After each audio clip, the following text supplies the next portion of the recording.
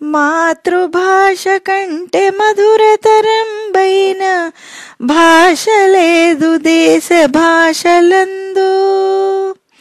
మాతృభాష కంటే మధురతరంబైన భాష లేదు దేశ భాషలందు. చదువు దానిలోని చక్కగా వచ్చును, చదువు దానిలోని చక్కగా వచ్చును. భవ్య సుగుణశీల భరత బాల, చదువు దానిలోని చక్కగా వచ్చును.